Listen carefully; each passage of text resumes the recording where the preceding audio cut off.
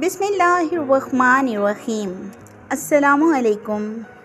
کہا جاتا ہے کسی علاقے میں قحط سالی پیدا ہو گئی۔ اس قحط سالی کی لپیٹ میں نہ صرف انسان بلکہ چرند پرند سب اس کا شکار ہو گئے۔ مویشی مالکان بے حد پریشان تھے۔ اس دوران ایک مسجد کے مولوی نے جمعہ کے خطبے میں نہایت یقین کے ساتھ یہ بات بتائی کہ اللہ کا نام لے کر بسم اللہ پڑھ کر دریا کو حکم دیا جائے تو وہ بھی نافرمانی نہیں کرتا۔ خطبہ سننے والوں میں ایک چرواہا بھی موجود تھا۔ مولوی صاحب کی یہ بات اس کے دل میں اتر گئی اور اس بات پر اس کا یقین کامل ہو گیا۔ اس نے واپس آ کر بکریاں کھولیں اور سیدھا دریا پر چلا گیا۔ وہاں پہنچ کر بلند آواز سے بسم اللہ الرحمن الرحیم پڑھا اور دریا سے بولا، میں اپنی بکریاں چرانے کے لیے دوسرے پار جانا چاہتا ہوں، اس لیے مجھے اپنے اوپر سے گزرنے دے۔ یہ کہہ کر اس نے اپنی بکریوں کو لیا اور دریا پر چلتا ہوا دریا پار کر گیا۔ دریا کے دوسری طرف کا علاقہ گھاس سے بھرا ہوا تھا۔ درختوں کے پتے بھی سلامت تھے کیونکہ یہاں تک کسی کی رسائی نہیں تھی۔ اس نے خوب اچھی طرح سے اپنی بکریوں کو سیر کروایا اور واپس لوٹ آیا۔ اب تو اس کا روز کا یہ معمول بن گیا۔ وہ اپنی بکریاں پار چھوڑ کر واپس آ جاتا اور شام کو جا کر بکریاں واپس لے آتا۔ اس کی بکریوں کا وزن دن بدن بڑھنے لگا۔ لوگ چونک گئے اور اس سے پوچھا کہ وہ اپنی بکریوں کو کیا کھلاتا ہے۔ وہ سیدھا سادہ صاف دل نوجوان تھا۔ اس نے صاف صاف بات بتا دی کہ جناب، میں تو بسم اللہ الرحمن الرحیم پڑھ کر دریا پر چل کر اپنی بکریاں دوسری طرف چرانے کے لیے چھوڑ آتا ہوں۔ یہ بات سب نے سنی مگر کسی نے چرواہے کی بات پر یقین نہیں کیا کیونکہ یہ ناقابل یقین بات تھی۔ مگر بات ہوتے ہوتے مولوی صاحب تک پہنچ گئی۔ مولوی صاحب نے اس چرواہے کو بلایا اور سارا ماجرا دریافت کیا۔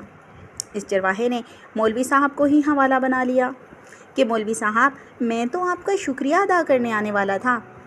آپ نے اس دن جمعہ کے خطبے میں جو نسخہ بتایا تھا کہ بسم اللہ کہہ کر دریا کو بھی حکم دو تو وہ بھی انکار نہیں کرتا، تو میں تو بس آپ کے بتائے ہوئے اس نسخے پر ہی عمل کر رہا ہوں۔ مولوی صاحب حیرت سے اس کا چہرہ دیکھنے لگے۔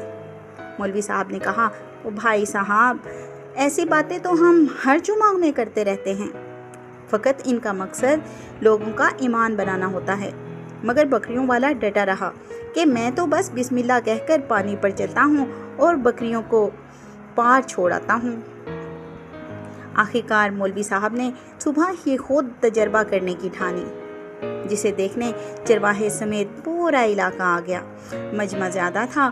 مولوی صاحب نے ایک دو بار سوچا کہ انکار کر دوں، کہیں ڈوب ہی نہ جاؤں، مگر وہ جو مولوی صاحب کو کاندھے پر اٹھا کر لائے تھے، اب وہ جوش و خروش سے اللہ اکبر کے نعرے لگا رہے تھے اور مولوی صاحب کے حق میں تعریفیں کر رہے تھے۔